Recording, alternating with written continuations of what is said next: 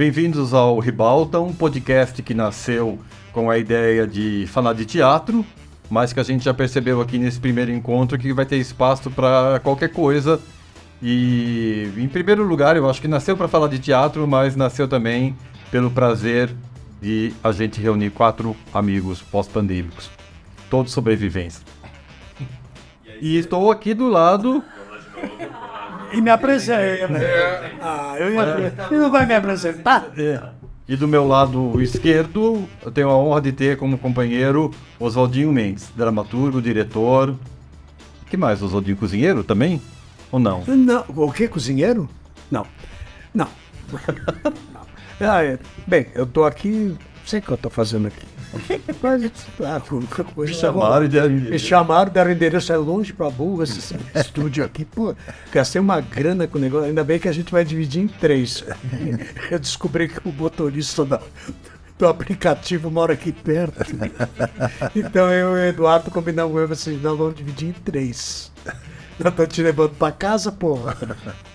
Mas essa sacanagem eu acho que espero que possa continuar aqui nesse papo. Essa sacanagem boa, né? E até porque encontrar amigos você faz bem mesmo. E aqui, ó. Para alguns ele era o Marcão. Para o Plínio Marcos ele era o Marquinhos Santista. Para os alunos dele da Semedela, professor Marco Para Antônio com isso! Marco Antônio Rodrigues. Eu tô aqui no Ribalta Podcast, como diz o meu amigo Sérgio Rover, e tem coisas que são momentos mágicos da vida, né? Que é encontrar e ter o privilégio de conversar com essas 3 pessoas e ser filmado pelo Thiago, ser produzido pela Bruna. Enfim, se isso não der em porra nenhuma, já deu em muita coisa. É uma alegria apresentar o Eduardo Tolentino de Araújo, que é outro irmão velho, de muito tempo. E para fechar essa mesa, que eu não vou chamar de quadrada, porque não seria bom, é uma mesa retangular, né? Em contrapartida das mesas redondas de futebol, tô aqui em frente ao nosso amigo Sérgio Roveri. Foi uma discussão profunda que o lado italiano da família dele diz que não é bem Roveri, que é Roveri. Exato.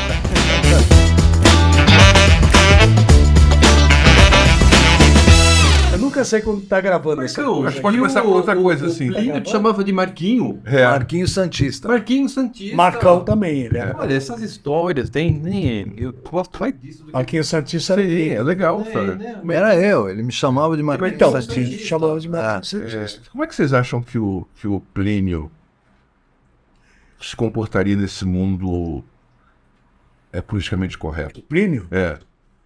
Não sei. Eu acho que o mundo sempre foi meio politicamente incorreto. Incorreto? A gente sempre andou na contramão. O teatro sempre andou na contramão. Eu acho que o artista sempre anda na contramão. Né? Eu acho que o Plínio andava na contramão. Como o Nelson andou, ao modo dele, ele também andou na contramão. Então, Só com o Nelson a gente não conviveu, né? não, mas... A gente via desde a resenha esportiva Facite e tudo, ele falou das barbaridades sobre futebol, mas o Plínio, todos nós compartilhamos alguma coisa com o Plínio.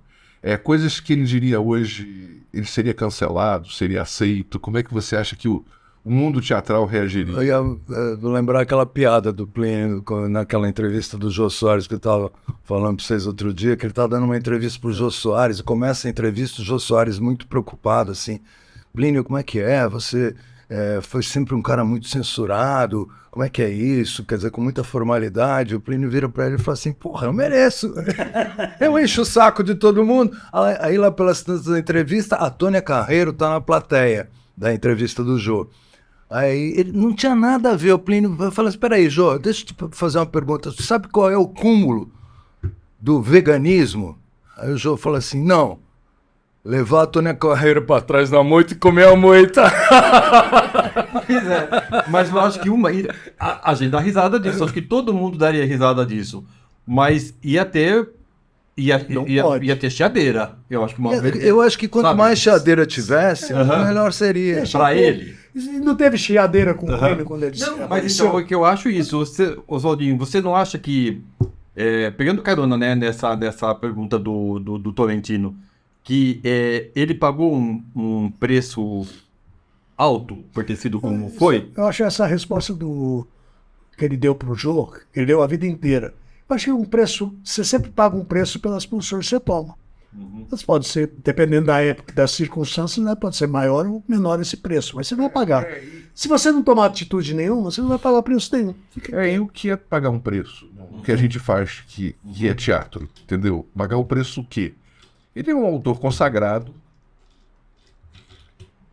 Hoje eu falaria assim no sentido de dificuldade de patrocínio, dificuldade Mas de eu acho que o ganhar Plínio não estava edital. preocupado com isso. Eu, particularmente, não sou preocupado com isso. Posso concorrer a editais, mas eu não sou preocupado. Eu escrevo para os editais, não um modelo. Eu escrevo o que eu acho que tem que escrever. Sim. Se vai agradar a comissão ou não, eu acho que não pode abrir mão do que a gente é. Entendeu? Você tem que escrever com coerência, com clareza. Mas eu acho que é isso. Ele fez por merecer. Aliás, esse era o nome do livro que eu queria. Acabou Fez ficando por a merecer. biografia dele, Bendito Maldito. Eu briguei com o recentemente falecido Quartinho de Moraes, nosso amigo, E editor do livro? editor do Editor livro do e livro. cúmplice, porque ele, desde o início, ele queria o Bendito Maldito. É. Eu falei assim, Bendito Maldito, ele estava certo. Eu defendi o eu fiz por merecer.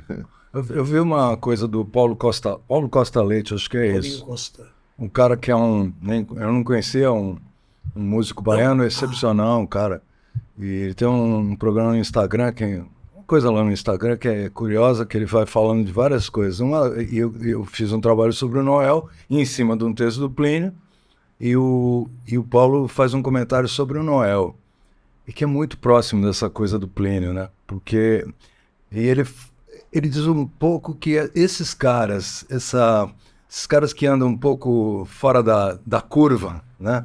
Tipo Noel, tipo Plínio, Vinícius tipo Moraes. Oswaldo de Andrade, tipo Vinícius, tipo esses caras, na verdade eles constituem, de certa forma, o melhor dessa cultura brasileira. Tim Maia. Então, é que essa coisa que anda à margem, né?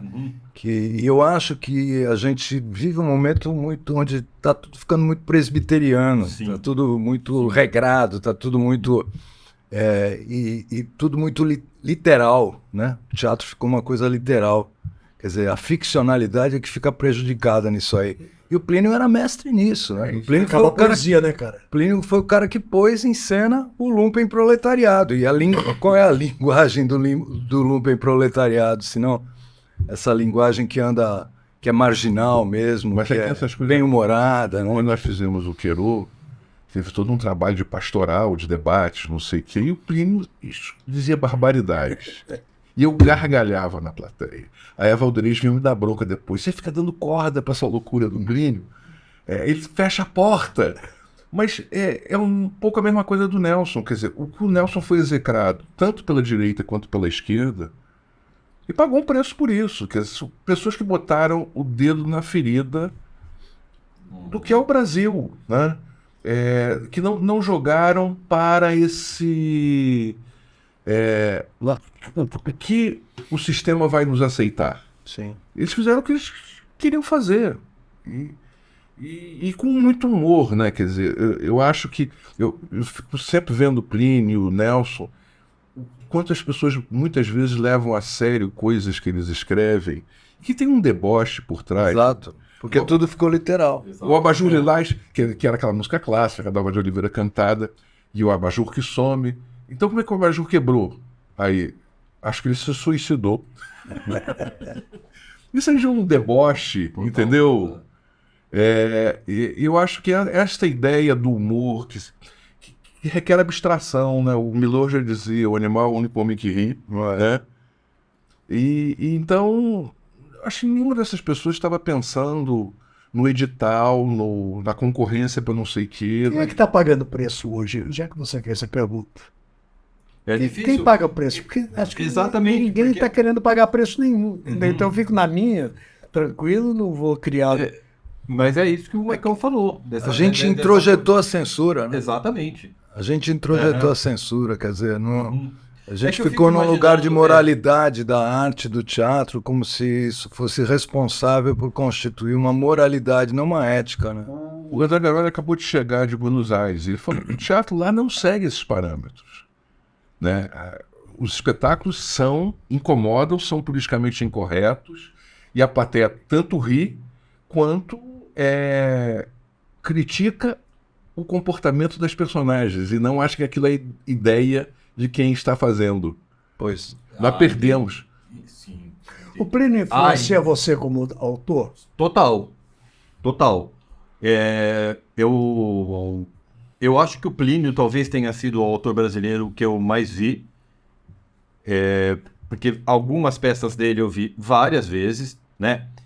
Dois Perdidos eu vi várias vezes, Navalho eu vi várias vezes, Abajur Lilás eu vi várias vezes. E tem uma coisa que às vezes eu sou convidado para... Faz tempo que não... Bom, depois que rolou a pandemia não teve mais isso.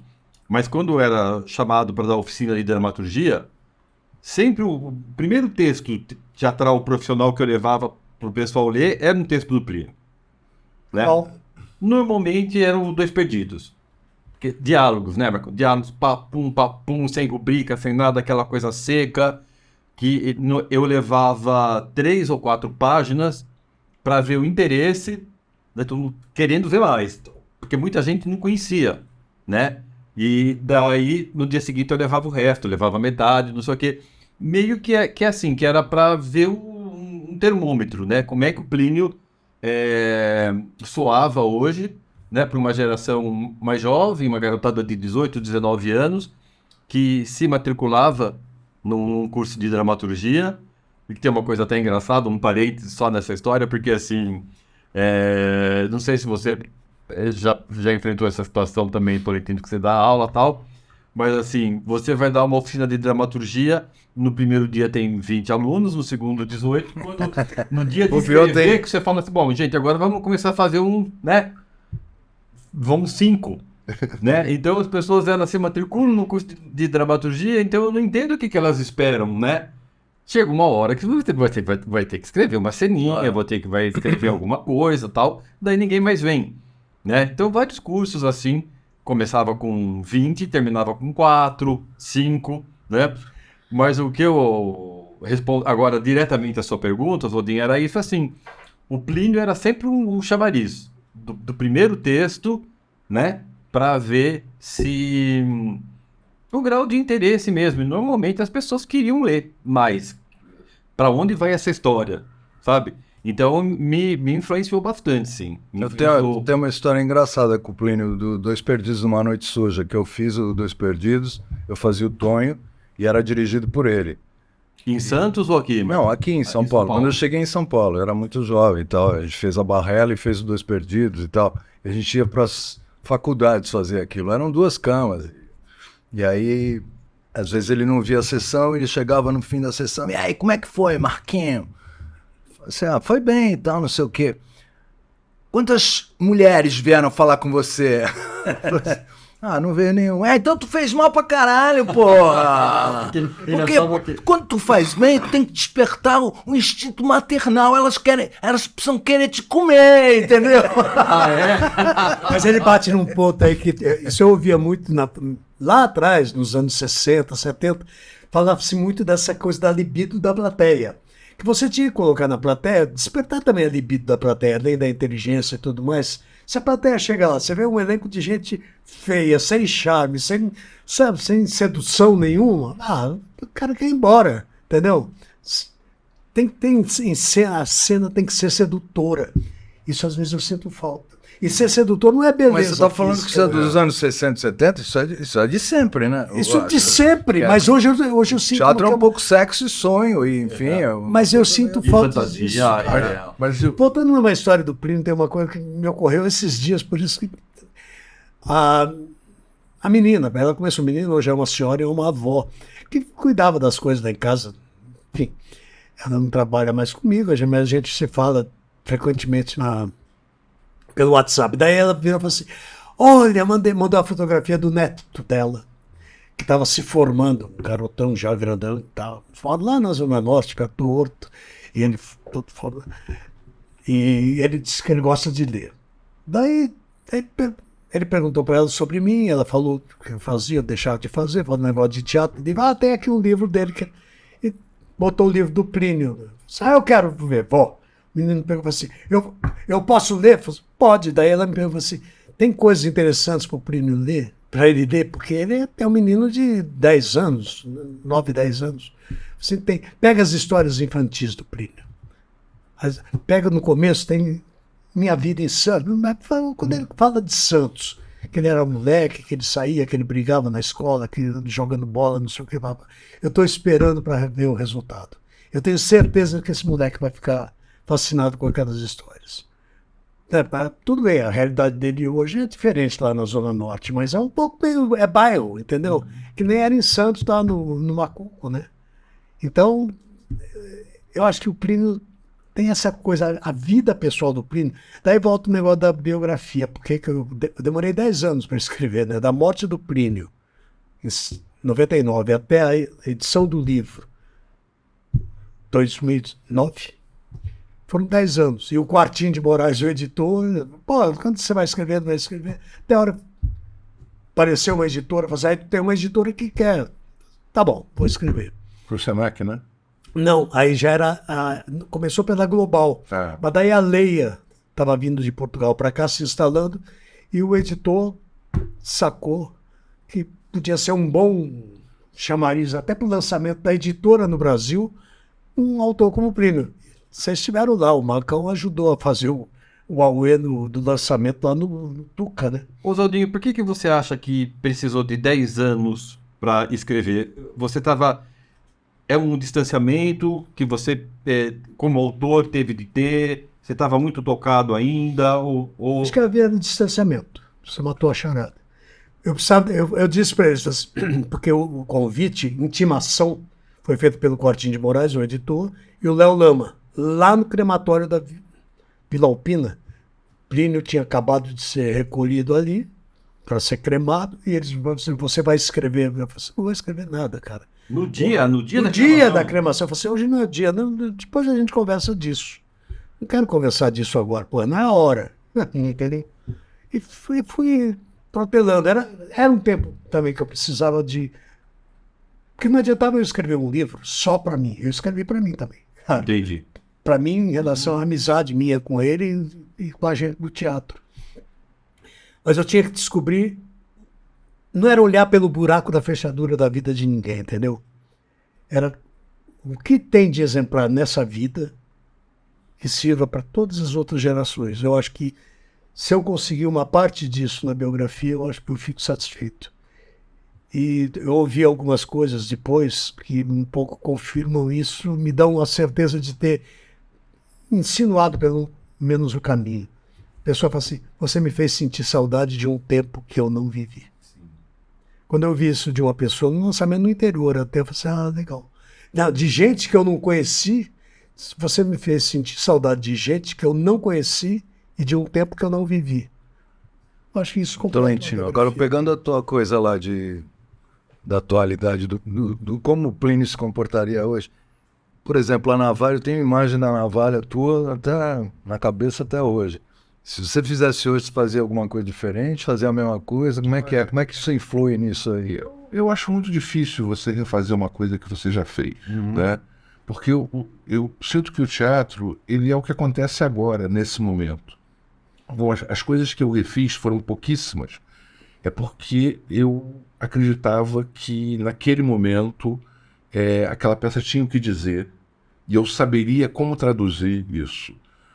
O caso da Navalha, eu acho uma peça, talvez, das 5 maiores peças da dramaturgia brasileira. Ela é uma peça impecável.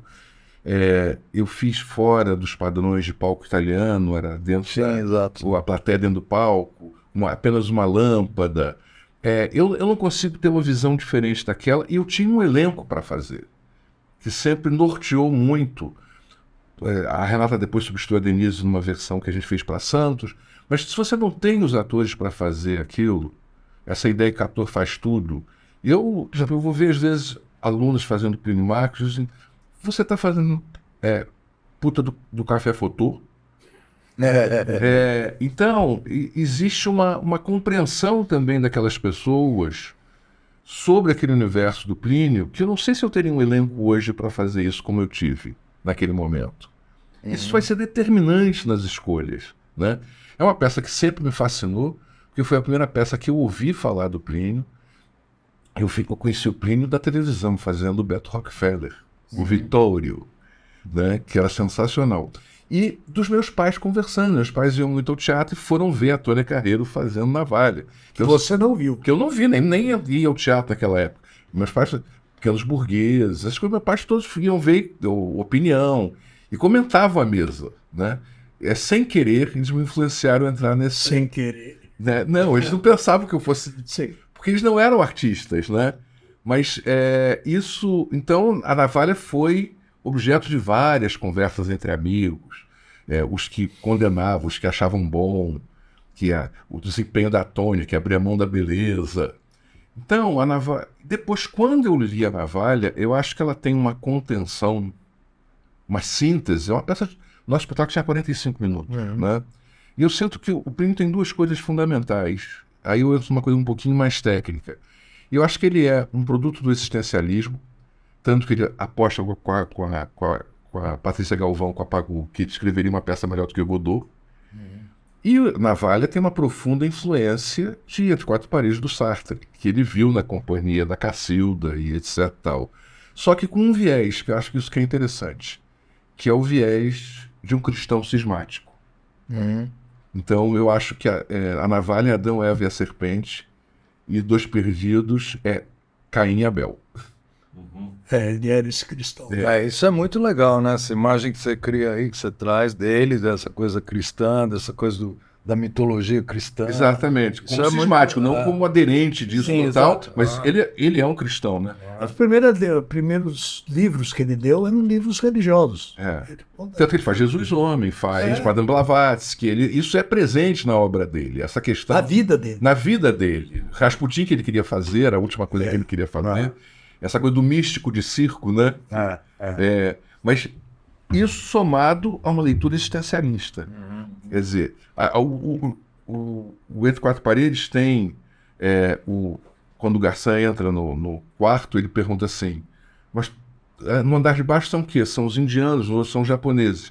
E o cenário é igual? Não, né? O que um indiano vai fazer um japonês numa sala império?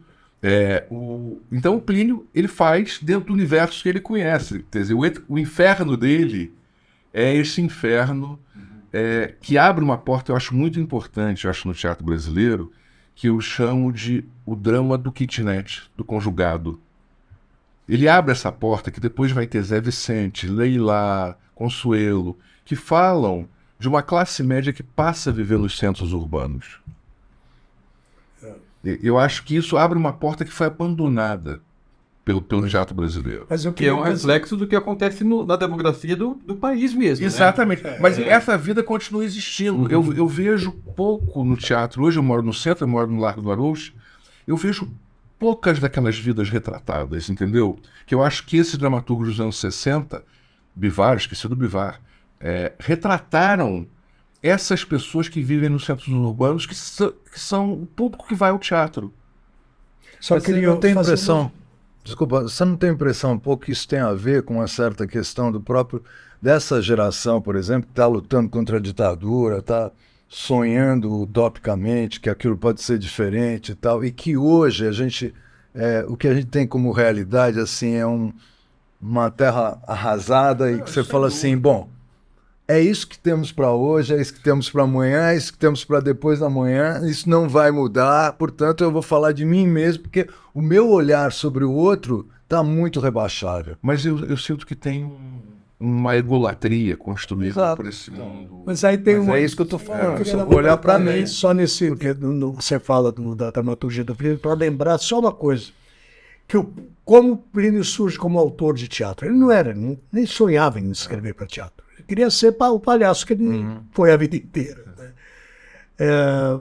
O escrever para teatro foi uma contingência que aconteceu na vida dele. E aconteceu, aí sim, o que leva alguém que é a grande lição.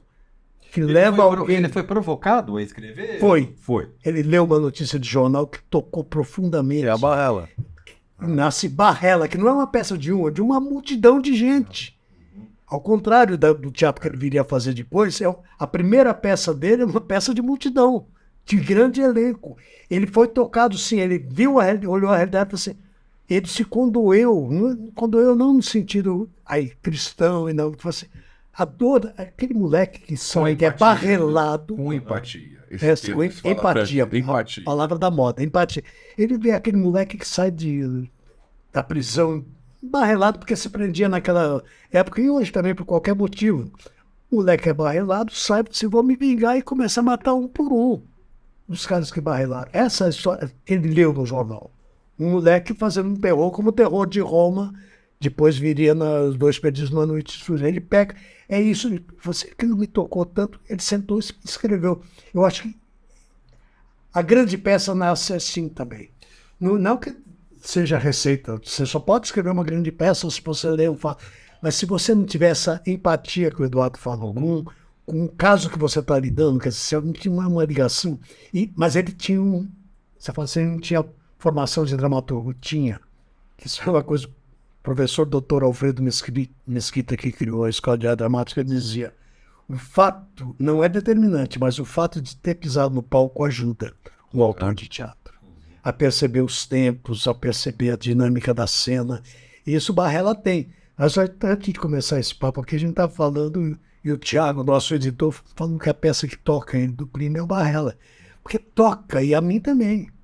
O cara que escreve a primeira peça e escreve Barrela, com 21, 22 anos, 23 anos, é um grande autor. E tem uma poesia dentro da Barrela que você vai ver depois. E um humor, né? E um humor. Pô, você fez. Você sabe o humor que Eu tem. fiz, não. Tem uma musiquinha, por exemplo, que era assim, hoje, né? Quer dizer, bom, eu fiz uma peça dele que não dá nem pra nomear, chamada O Assassinato do Anão do Caralho Grande. Do ser Não dá nem pra nomear, né? Eu entrava eu me lembro que eu trabalhava em jornal. Não entrava no roteiro. Mas na Barrela tinha uma musiquinha que eu me lembro que eles cantavam pro moleque, que o barrelado é currado, né? Pra gente se entender. E eu fazia o moleque, né? Olha, quando a peça foi liberada em 1980. Ela foi liberada em 1980, 42 anos atrás. 20 anos depois de ter sido escrita. 21 anos. Isso. 21 anos, ó. Isso. Mas tinha uma música, aí o Acaiabe fazia, o Chico Milani fazia, uma porrada desses caras faziam, o Benê Silva fazia. Era uma porrada de gente dentro da cela, né? E aí vinha aqueles monstros, né? Uns caras grandes e tal. E o cara vinha cantando assim: se eu pedir, você me dá, me dá, me dá, seu buraco de cagar. Cagar. Eu te pago um Guaraná. Isso era a música da porra da peça. Era um rap, né? Você vai ser currado, só que tá todo mundo rindo daquilo. Isso é que é do cacete nesses caras. As pessoas estão rindo ao mesmo tempo. É o terror aquilo. Muda a dimensão, né? É o terror, é a dimensão. Essa dimensão, que é uma dimensão meio épica, meio dialética, que é o que tem na obra dele. Você ri. Você ri e ao mesmo tempo você fala, porra, do que eu tô rindo, cara? Tem uma coisa curiosíssima, porque ele fazia no Dois Perdidos exatamente o Paco. Ele fazia o que oprime o outro. O que oprime o outro. E eu tenho certeza que ele devia ter um prazer naquilo. Opa. De debochar do cara. Então ele não se colocava uma imagem que eu acho que é uma das grandes crises. Se debochava do outro que era chamado pelo epíteto de boneca do negão. Hoje seria um escândalo isso, entendeu? Cena. E ele tinha o prazer de dizer isso. E ele tinha esse prazer na convivência, da tortura do outro que convivia com ele, de debochar de você, de mim, de você, ele, né? Os filhos, ele provocava, ele gostava desse elemento provocador que hoje seria chamado de um macho tóxico opressor. Com certeza. Ele tirava a gente da zona de conforto, né? Incomodava. Mas ele colocava alguma coisa que era uma radiografia real da sociedade. Eu acho que isso é um dos problemas de hoje, quer dizer, existe a questão da utopia que você levantou essa bola, mas eu acho que existe essa questão de não olhar para o outro. Eu moro num prédio, no Largo do Aroche, que tem de tudo no meu prédio. Tem casais tradicionais, casais gays, transgênero, oriental, negro.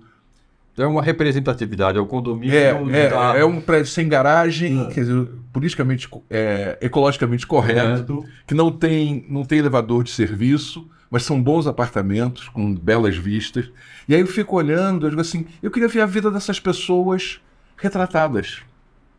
A transgênero que desce com os 2 cachorrinhos dela, o oriental que trabalha na feira, o outro casal que são arquitetos de classe média. Eu queria ver a vida dessas pessoas retratadas.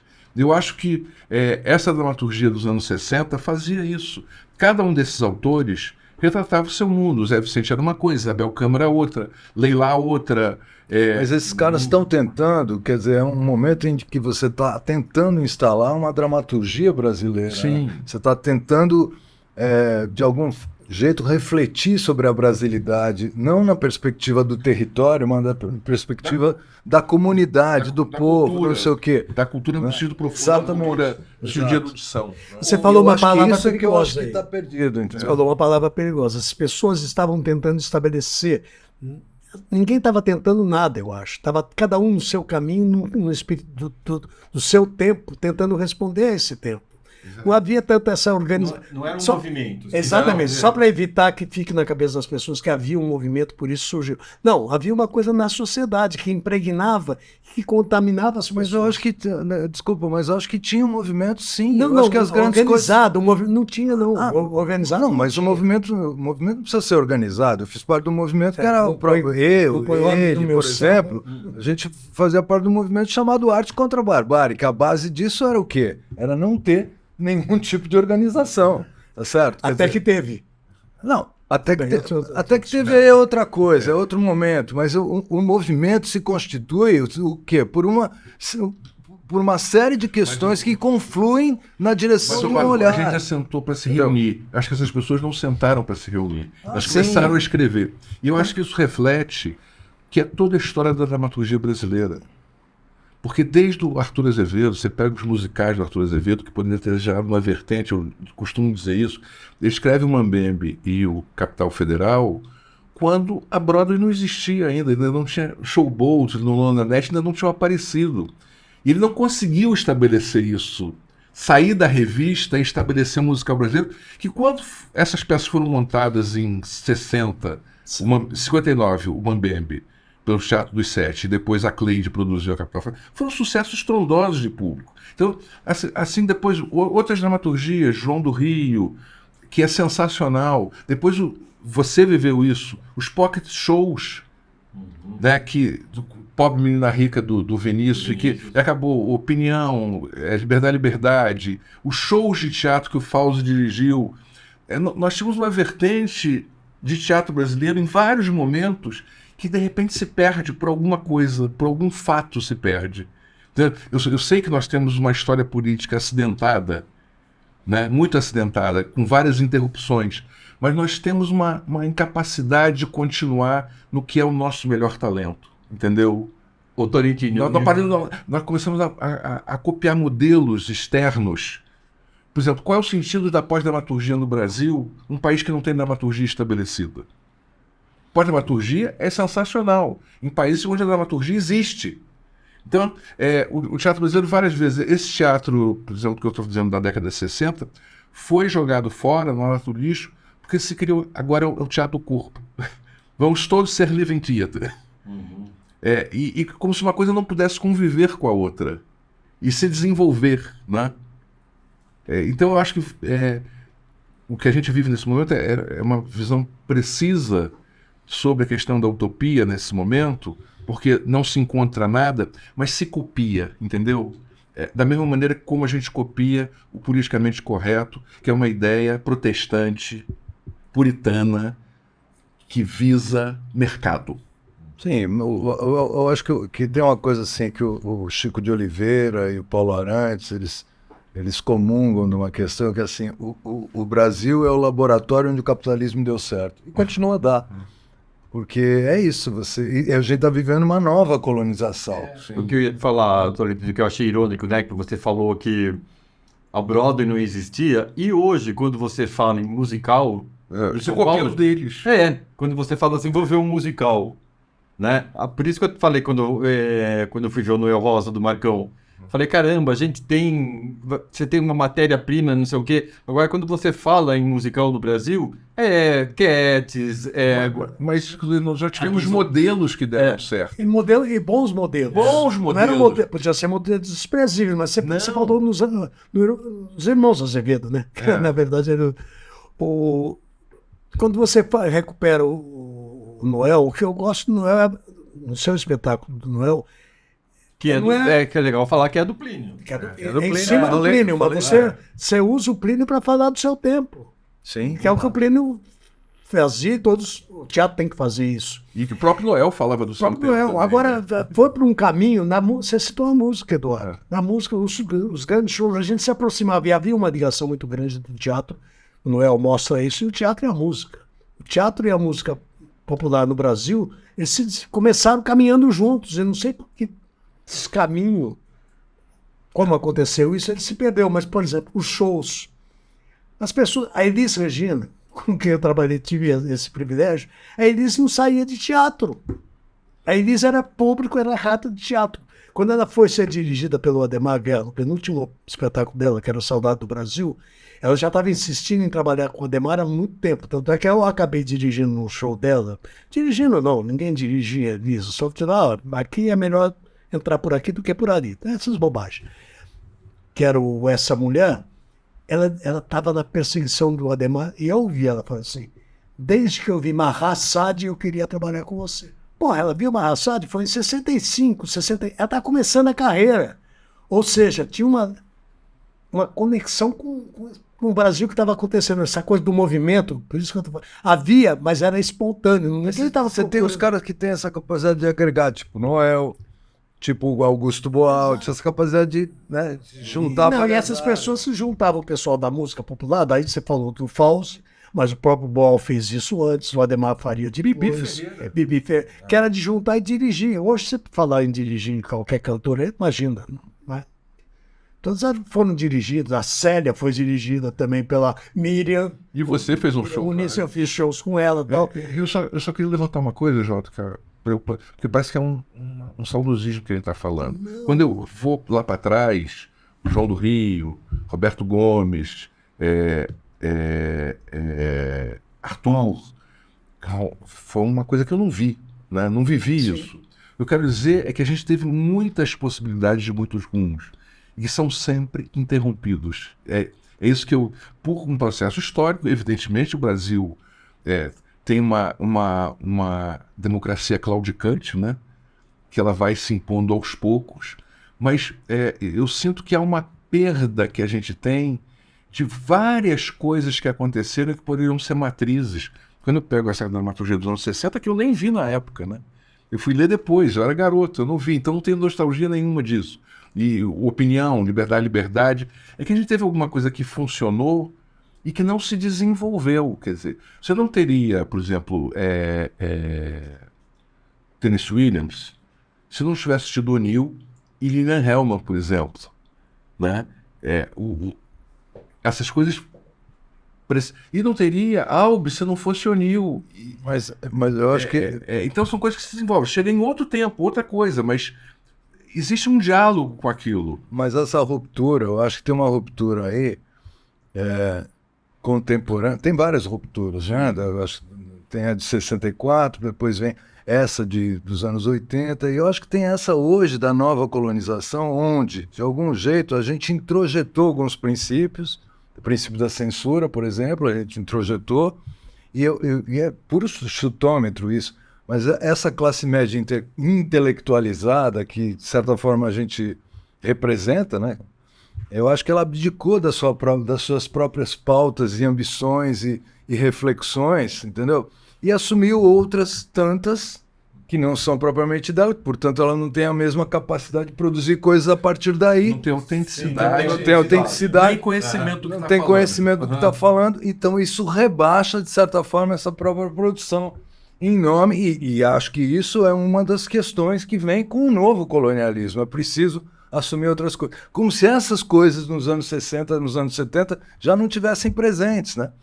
Eu fiz parte de um grupo com o Plínio, voltando no Plínio, nos anos 80, que durou 2, 3 anos, que tinha a primeira peça, que era Barrela, tinha 38 atores. Entendeu? A peça em si tem 10 personagens, 38 atores, tinha de tudo que você pudesse imaginar. Todos Tinha velho, novo, preto, branco, cor-de-rosa, amarelo, tinha de tudo, né? Porque tinha essa questão muito presente, eu acho, que é da transculturalidade, sabe? De como é que você reúne essas coisas. Por isso estou falando do Noel, por isso estou falando desses movimentos, tipo Semana de 22. Eram movimentos onde as coisas se agregavam. Esse agrega músico, você agrega não sei o que, você agrega a porra toda.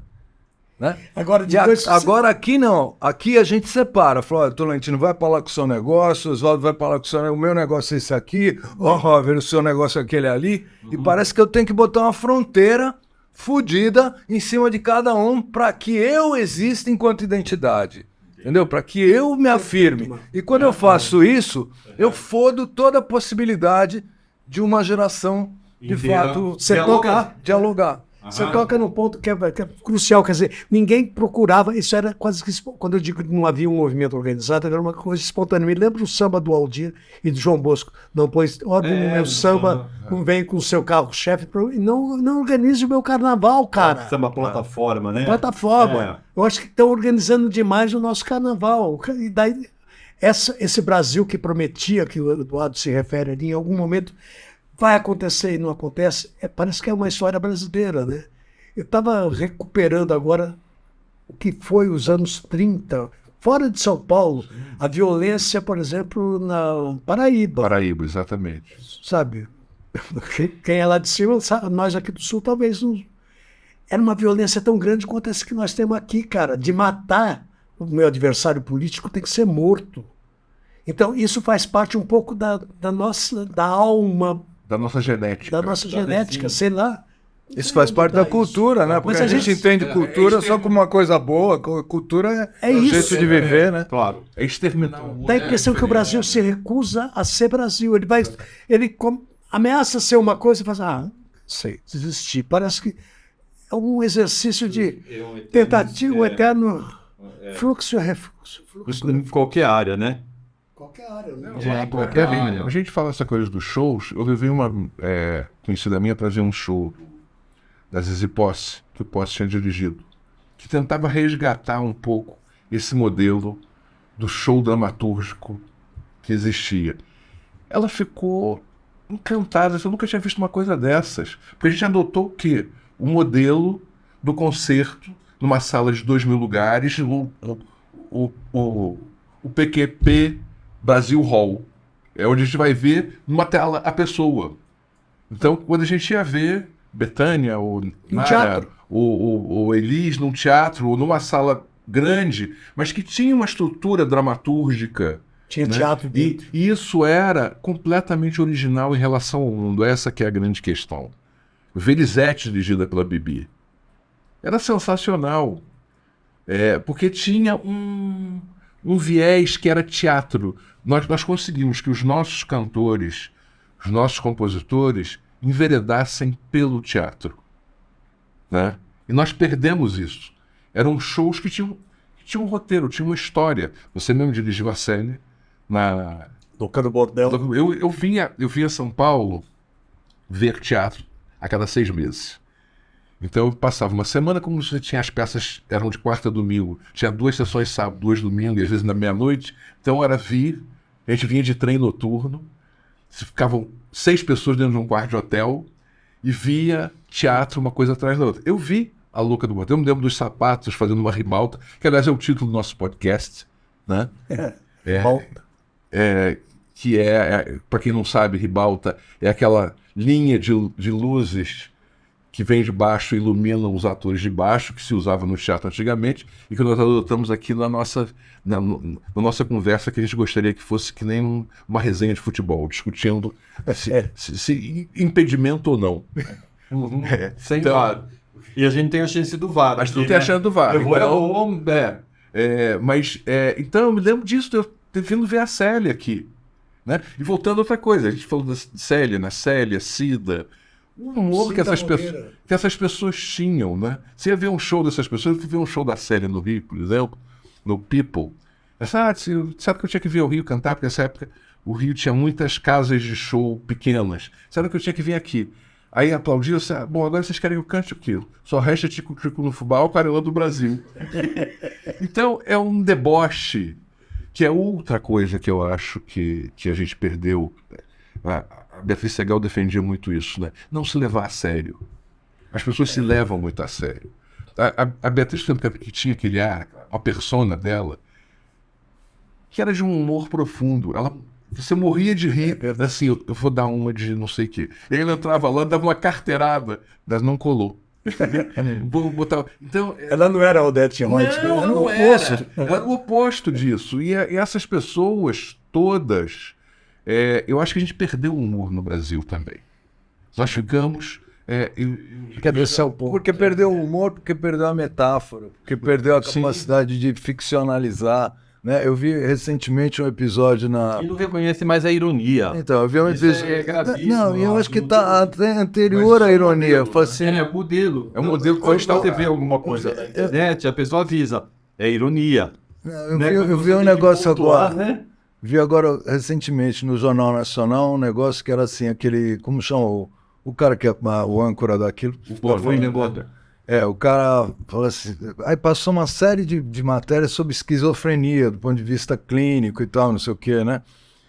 Explicando a questão da esquizofrenia, aí por último entra ele e fala assim, eu quero me desculpar.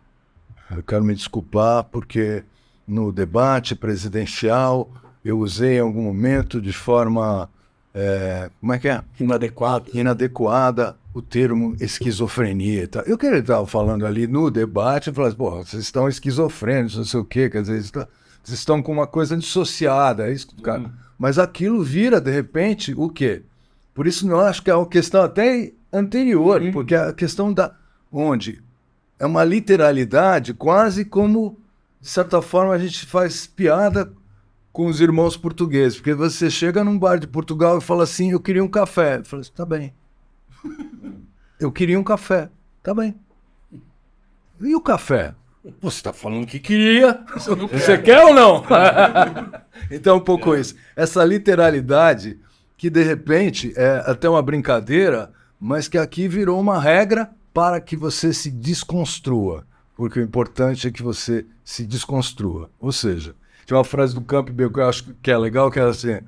cuidado, que ao se libertar dos seus demônios, você pode estar se libertando da melhor parte de si. Então, um pouco isso, sabe? Quer dizer... Mas eu acho que é mais uma coisa que a gente se americanizou, né? Sim. Por que aqueles sitcoms têm risada?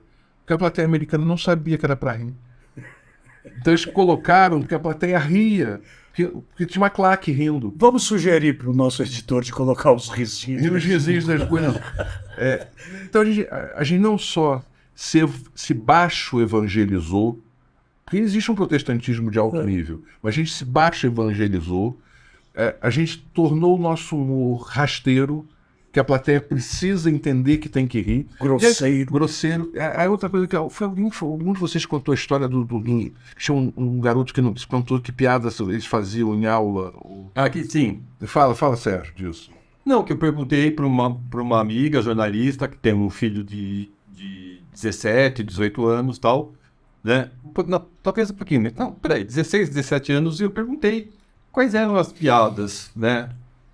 Que se contavam hoje, né? Daí ele olhou pra mim, como assim, piadas? Eu falei, você tá na escola, tal, que tipo de piada vocês contam na escola? Ele falou, nenhuma. Eu falei, nenhuma piada? Ele falou, não, eu não me lembro de ter ouvido sequer uma piada. E aí, o que eles fazem? Bullying.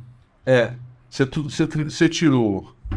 A anedota, tem um grande comediante judeu-americano, é o Bruce... qual é o nome dele, meu Deus? Bruce... que tem um filme do... o Hoffman. O Dustin Hoffman faz. Deu um branco agora. E ele diz isso, ele era judeu, ele contava piadas judeu terríveis. E é isso um pouco, né? Quando a gente perde a abstração, eu acho que o que a gente perdeu, em todos os sentidos, é tudo que é abstrato. Você perde a poesia, Eduardo. Exatamente. Você perde a poesia. A grande, para mim, que define para mim um autor de teatro que está nascendo é a poesia. Isso, se pega qualquer autor, cara, até porque eu costumo dizer, o teatro e a poesia são irmãos gêmeos, né? Eles nasceram, a poesia nasceu um pouco antes, para ver o teatro. Quando você tira isso, você tira a possibilidade da poesia.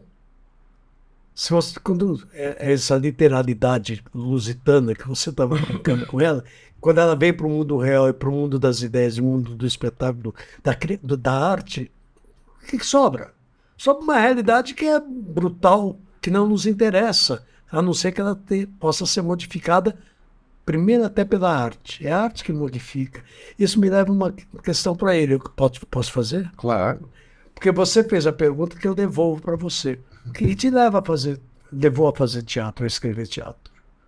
Do Plínio, você me perguntou o que foi. O que motivou ele a fazer? Para mim foi uma necessidade, né? Eu comecei tarde, minha primeira peça eu escrevi com 40 anos, né? Tem gente que já está parando nessa idade, mas comecei no jornalismo aos 20, né? E durante 20 anos o jornalismo supriu o meu desejo de escrever.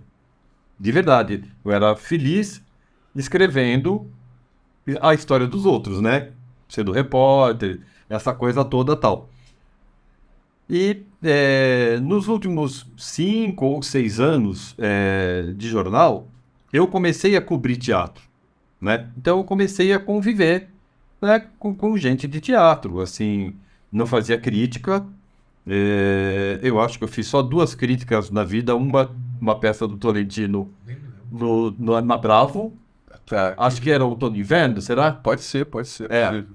E depois eles me chamaram para fazer uma outra, eu falei, gente, não adianta, não é minha praia, sabe assim, é um sacrifício muito grande para mim. E daí eu fui me encantando, né, com esse universo que eu fui conhecendo, das pessoas, dos atores, dos diretores, e vem ensaio aberto, e essa coisa toda tal. Falei, pô, cara, foi um universo que foi me chamando mesmo, né? Daí eu fui estudar, né? Eu não queria fazer essa transição direta, sem estudo, porque eu achava que eu precisava aprender, né, dramaturgia. E eu passei 3 anos estudando acho que naqueles 3 anos eu fiz todos os cursos disponíveis em São Paulo, assim. Estudei com o Samir Beck, com a Renata Palotino, com o Zé Renato, com o Chico de Assis, né? Ia fazer tudo quanto era curso e tal. Mas era uma necessidade mesmo, assim, sabe, Oswaldinho, que eu queria contar outras histórias, ir pro lado da ficção mesmo, sabe, assim, ouvir a história de alguém no jornalismo e reproduzir com a maior fidelidade possível, né, tava me cansando, né? Então eu acho que foi uma fuga da realidade nesse sentido de permitir, realmente, de permitir uma outra vivência, sabe? De experimentar outras coisas mesmo assim. E sem falar que, assim, que foi uma coisa que eu sempre gostei. Eu me lembro, assim, a primeira peça que eu vi, eu morava em Jundiaí, não era bem uma peça, tinha aquele programa da Globo, Vila Sésamo, que era com a Sônia Braga, Araci Balabanian. Tinha só a Mano Guerra, que era um nome de teatro, só tinha gente de teatro. Amando Bogos, Laerte Morrone, acho, né? Laerte Morrone. E era um sucesso. E daí Era o elenco do Ré fazendo o Ré infantil. o Harry, exatamente. E era um sucesso na televisão e tal. E daí eles começaram a viajar. E eles faziam alguns números da Vila Sésamo em ginásios grandes do interior, né? E lá em Jundiaí tem um ginásio de esportes chamado Bolão, que é o maior ginásio de esportes da cidade e tal. E um dia a gente vê assim, Vila Sésamo ao vivo, né? E sabe quando você é criança, tinha acho que 8 anos, 7 anos, você não tem muita noção de que aquilo que você vê na televisão existe fora dela, né? Eu lembro que você falou da Elis. Eu vi uma história, uma vez uma entrevista do Lula, né? Falando que quando ele conheceu a Elis, ele apertou ela e falou assim, você existe mesmo. né? Ele falou, porque para mim você era uma figura da televisão, né? Então eu vi a Sônia Braga, vi o Garibaldi, aquilo me encantou de um jeito, né? Uma possibilidade e tal. E logo depois, assim, fui ver, imagina, eu devia ter 10, 11 anos, fui ver uma peça com aquele Diáconos, fazendo Agnes de Deus. Nossa, uma peça que não era pra sua idade. Não era pra minha idade, mas lá não tinha censura, a gente dava qualquer coisa, assim, sabe? Valdeirês e Barros, Clarissa Bugel. Então era uma coisa assim, eu via o que eu podia, o que chegava lá na cidade, né? Então eu acho que essa memória afetiva, dessa coisa toda, eu acho que foi muito importante, foi resgatar tarde, assim, sabe? O teatro nasceu como uma necessidade, eu acho que quando ele vira necessidade, ele vira vital. Agora, Oswaldo, você fala uma coisa sobre Elis, que é uma pessoa que você conviveu bastante, né? Que é a grande crise, que ela morreu na hora certa, que ela não teria um repertório para ela hoje. O Ademar dizia O Ademar dizia isso, né? Quer dizer, a Bethânia é uma exceção porque ela vem da família Veloso, ela já tem em casa quem faça para ela e ainda se associou com Chico Buarque, né? Então, sobram coisas da Bethânia e resgates de coisas antigas, né? A Elis também resgatava coisas antigas. Mas como é que você pode formar intérpretes se você não tem um repertório para elas? Quer dizer, Nara Leão, que não era uma grande cantora, mas que foi uma pessoa importantíssima na descoberta de repertórios, que repertórios hoje essas pessoas teriam? Claro, resgatar Noel é maravilhoso, cantar Paulinho ou Chico é maravilhoso, mas qual é o repertório que... Contemporâneo. Contemporâneo. Como é que você... E aí eu coloco isso para o teatro. Né? Como é que você vai ter intérpretes se você não tem autores que retratem o seu tempo? Entendeu? Qual é a crise do intérprete de teatro hoje? E eu acho que na música ainda é melhor o parâmetro do que... Sim, você ainda vai ter... Você tem uns jovens, você vai ter e tal. Não, eles têm mesmo gente jovem. Aparecendo. Gente legal.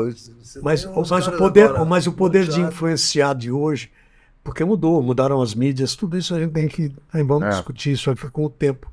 Essa coisa quando o Ademar falava, eu vi isso, o Ademar falando assim, aquela dor do amor da Elis, aí ela morreu depois de uma noitada atrás de repertório. Não esqueçam disso. Como é que a Elis morreu? Ela foi droga, foi isso, foi aquilo.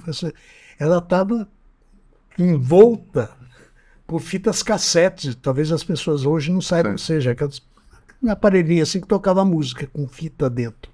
Ela estava atrás de repertório. Ela tinha passado uma noite anterior, a noite anterior à morte dela, falando do repertório dela, ouvindo coisas para colocar no repertório dela.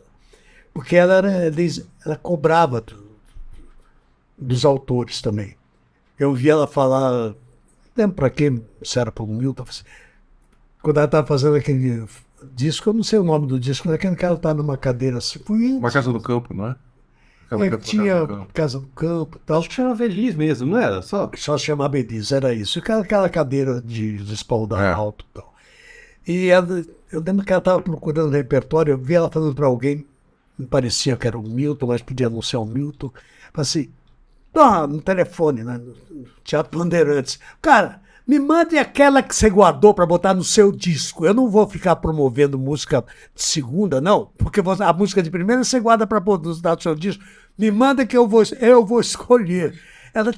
Ela cobrava dos autores. Não, essa não é boa, essa não, essa sim, essa... Assim, Oswaldo, a gente vai ter a mesma coisa nos atores, né? Quer dizer, Beijo no Asfalto foi escrito a pedido da Fernanda para o Nelson. Tônia não foi escrito para ela, mas ela brigou para liberar a peça na censura, a Ultinet tinha feito aqui, para ela fazer no Rio de Janeiro, na Valha. Os atores tinham ambições de encarar a nossa dramaturgia, né? Maria Della Costa também fez Homens de Papel, né? Mas isso tem a ver, na minha opinião, com a indústria cultural. Quer dizer, ela foi avassaladora no que diz respeito às artes cênicas, entendeu? E a música? O campo da música ainda existe com muita força, quer dizer... Mas é menor, né? Não temos a qualidade que nós... Não, você não tem a qualidade, mas você tem uma indústria cultural. Quer dizer, você tem, inclusive, esse fenômeno de Lei Rouanet, de não sei o quê. Por exemplo, se pega...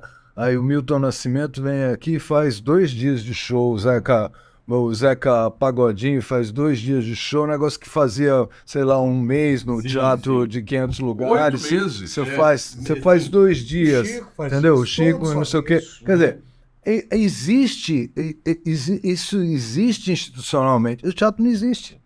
teatro não existe. O teatro, você tem a Broadway e você não tem mais porra nenhuma. Você tem, inclusive, essa coisa do teatro nosso, teatro independente e tal, que em geral é de graça.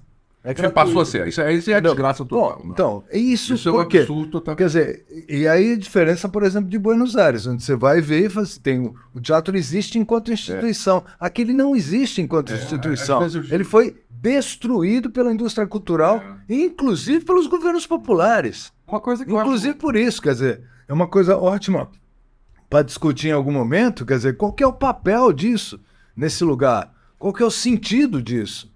Né? Porque você que é dramaturgo, eu não teria nenhum tesão de ficar escrevendo para ninguém montar essa porra. Então, para que eu vou ficar escrevendo essa merda?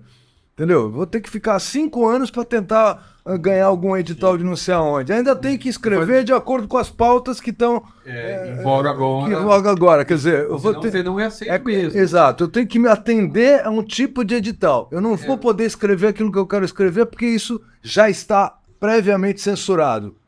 Né?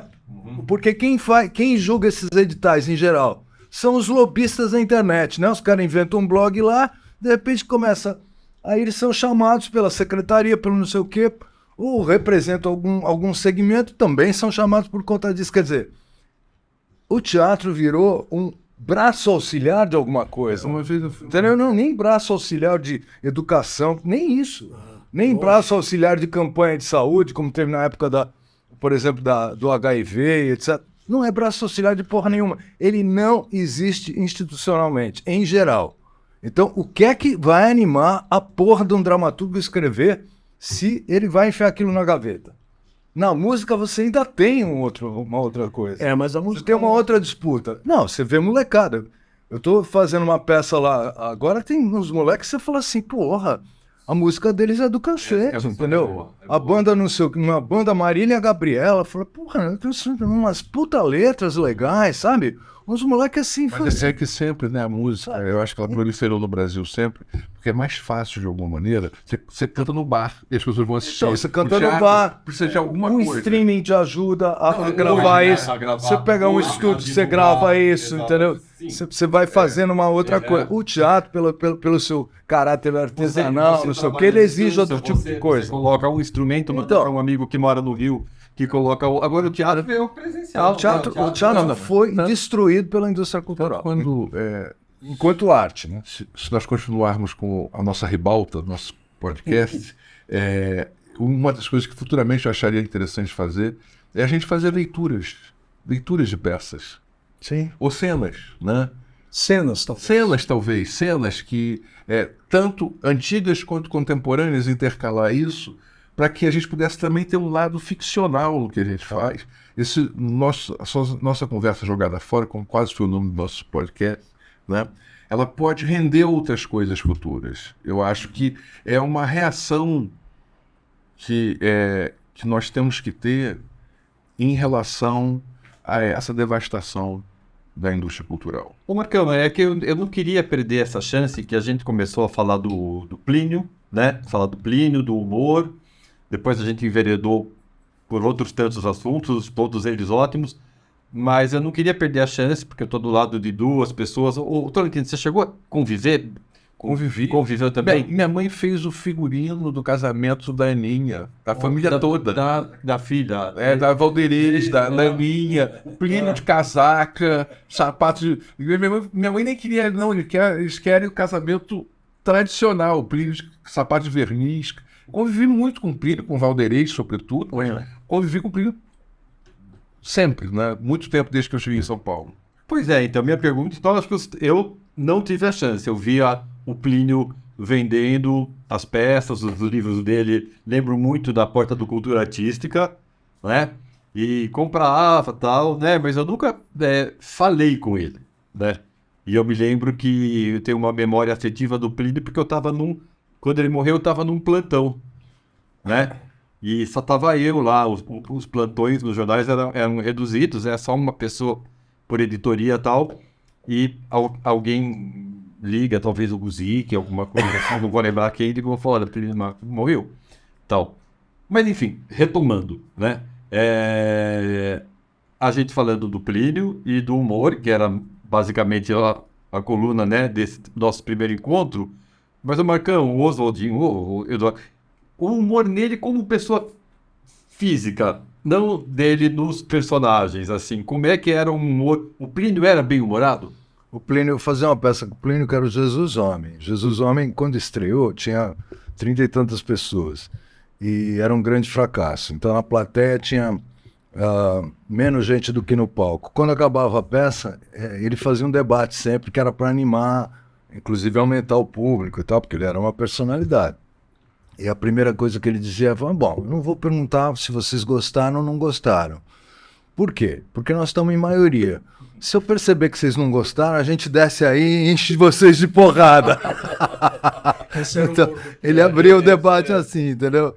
Então, eu acho que o Plínio é isso. O Plínio representa uma coisa que está na alma da gente, né? Está na alma da brasilidade, esse despudor, essa coisa de se... ainda dá, de se não se levar a sério e não se levando a sério, achar outros caminhos, né? Que um pouco tem a ver com, acho que, esse realismo latino-americano do Garcia Marques, entendeu? Do Drummond, essa coisa um pouco de rir de si mesmo e tal. O Plínio, acho que tinha ele encarnava, do Nelson Rodrigues, encarnava essa capacidade incrível de se refazer, de se puxar pelo cabelo, de sonhar outras coisas, independente das oficialidades, né? Essa sempre foi a grande arma contra o colonialismo, contra a escravidão, contra tudo isso. E isso é o que eu acho que a gente não pode perder, porque hoje em dia a gente está introjetando um outro tipo de censura e de civilidade que é bem nociva. E ele gostava de uma coisa que talvez seja o mote para a gente, né? Até para sugerir para as pessoas, conversem. É bom conversar. O Plínio era um bom proseador, né? Bom de papo, de conversa. Eu acho que isso que falta para os nossos tempos tão digitais, entendeu? Essa coisa analógica que é conversar sobre tudo e sobre nada, como nós estamos fazendo aqui. Eu acho que o que nos motiva a estar aqui é isso, né? São 4 lados. E eu acho que além da coisa do humor... 4 não, 6, né? Porque tem o Thiago e a Bruna. Não, 4 que estão botando na cara para apanhar. Eles, qualquer coisa, eles sobem quando botam outro sobrenome. Eles não têm ficha técnica. Eu tenho ficha Uma técnica. criação espontânea. Mas Nem sabe, apareceu aí e tal. eu sinto que é essa capacidade de versificar, quer dizer, contar a sua versão, né? As pessoas de teatro, né, eu convivi muito com a Maria Fernanda, filha da Cecília Meirelles, atriz. Plínio tinha isso, Sérgio Brito tinha isso. Existia um fato, mas existia o fato que eles contavam. E esse fato era muito mais interessante e virava mais verdadeiro do que o fato verdadeiro. É o famoso publique-se a lenda. Então, isso vinha com uma dose de humor muito grande. E algumas pessoas que eu conheci que eram assim. Vinha uma dose de humor e o Plínio era muito presente nisso. Eu já vi o Plínio, no período que eu convivi um pouco com ele, eu via ele contando um fato que eu tinha visto, ele contava de uma maneira diferente. Essa cor que ele dava tornava o fato muito mais interessante. Então eu acho que é isso, é uma capacidade de fazer a versão do fato. E colocando doses, às vezes, de humor, de lirismo, de raiva, que estavam camuflados, mas estavam presentes. Entendeu?